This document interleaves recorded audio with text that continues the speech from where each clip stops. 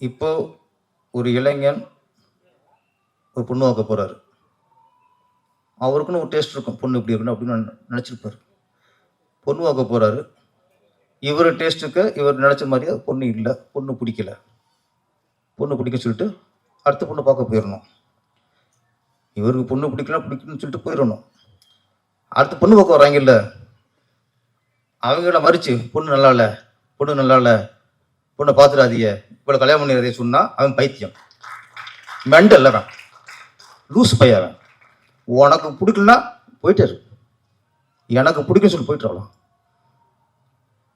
அடுத்து பார்க்க வரணும், பார்க்கக்கூடாதுன்னு பண்ணா 1 hour பைத்தியக்காரன் எவனுமே இல்லை. எவன் ஒருத்தன் உனக்கு படம் பிடிக்குதா, பிடிக்குன்னு எழுது, பிடிக்கலையா பிடிக்கலன்னு சொல்லு, படத்தில் உள்ள நிறைய குறைகளை சொல்லு, ஃபர்ஸ்ட் ஹாஃப் சரியில்லை, செகண்ட் ஹாஃப் சரியில்லை, இந்த ட்விஸ்ட் சரியில்லை, என்ன படத்தை பற்றி என்ன பேசுங்க.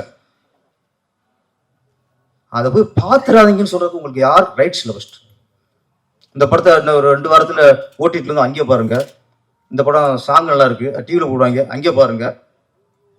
நான் என்ன சொல்றேன், பொண்ணு பிடிச்சிருக்கு பிடிக்கலன்னு அவன் இஷ்டம். அடுத்து வரவங்களை பொண்ணு பார்க்கணும் சொன்னா பைத்தியம். அந்த மாதிரி பைத்தியங்கள் நிறைய தெரியுது. கொஞ்சம் மந்திரிக்கணும், இனிமே விட்டுக்க முடியாது, மந்திரிக்கணும். ஏன்னா எல்லாரும் வேடிக்கை பார்த்தீங்கன்னு வச்சுங்களேன், சரியா வராது. நம்ம சினிமாவில் இருக்கோம், இதெல்லாம் சொல்லுவாங்க, அது கிளையில உட்காந்துக்கிட்டு அடிக்கலை வெட்டுறாங்கல்ல, அந்த மாதிரி முட்டாள்தனம் தான். கடைசியாக நீங்களே விழுந்துருவீங்க.